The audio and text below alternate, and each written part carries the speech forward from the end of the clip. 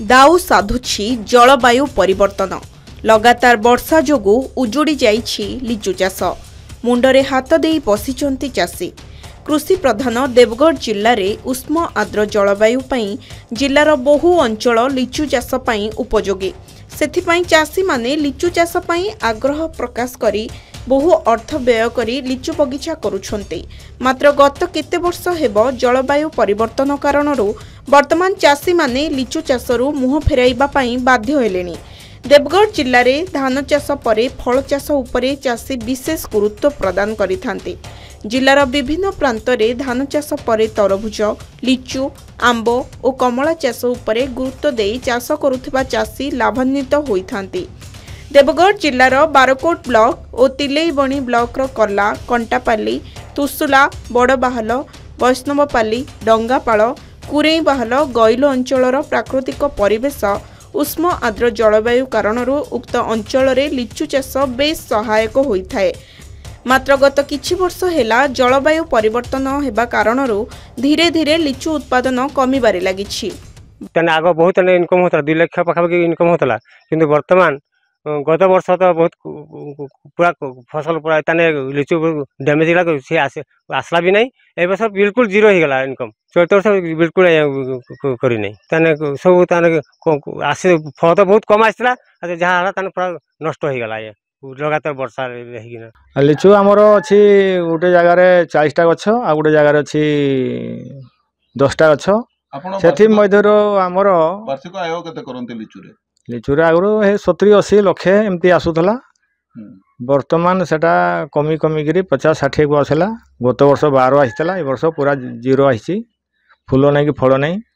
धीरे धीरे खसवा कारण है क्लाइमेट टिके धीरे धीरे परिवर्तन हो खरा बढ़ी जाऊँगी जहाँफल कि गचरे फूल फल किसी आसुना। देवगढ़ जिल्ला रे प्रायतः 600 हेक्टर परिमित अंचल रे चाषी लिचु चाष करिसंते।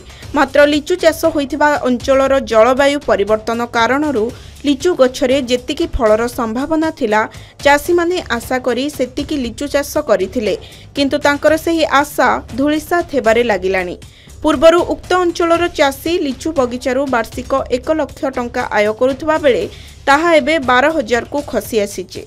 लिचु गछरे फलर परिमाण खूब कमी जाइथिबा देखिबाकू मिलिछि। परिवेश सह प्रकृतिर तांडवरे केतेबेले अनियमितता वर्षा तो आउ केतेबेले प्रकृति करामाड़े चाषी धराशायी हेउछि।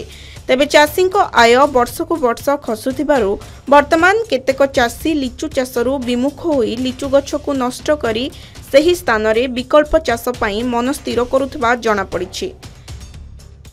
लिचुरू आम आग विगत वर्ष मानक आम 30-40 हजार टका आय करूँ किंतु यही 3-4 वर्ष है पाग परिवर्तन हो फल जलवायु परिवर्तन हो फल आ लिचु भल आसुनी आय टोटाली होनी। ए वर्ष तो आय टोटाली है गला वर्ष अल्प अल्प होता। आमर जो चाषी मैंने सब गछ उपर निर्भर कर फल गछ उपर निर्भर कर चलुँच किंतु जितेबले लिचु आसुनी आंब भी टिके कमी गला तेणु से चिंतार अच्छा कौन करेंगे कौन केमती चलिए ये आम चिंतार अच्छु सब। तेणु परिवेश को काटिबा द्वारा निआं लगेबा द्वारा गछ को काटी देकरी ध्वंस कर देकी निजे जो साम्राज्य विस्तार कला ता द्वारा गछ उपरे प्रभाव पड़ला। वर्षा कमी जाइए परिवेश नष्ट हो जाए। जितकी उष्णता पाइबा कथा जो भली भाव से परिवेश पाइबा कथा गछ पाई पारला नहीं। तेणु लिचु हैला नहीं, आंब हैला नहीं, जो फल गुड़ाक होता से हो पारला नहीं।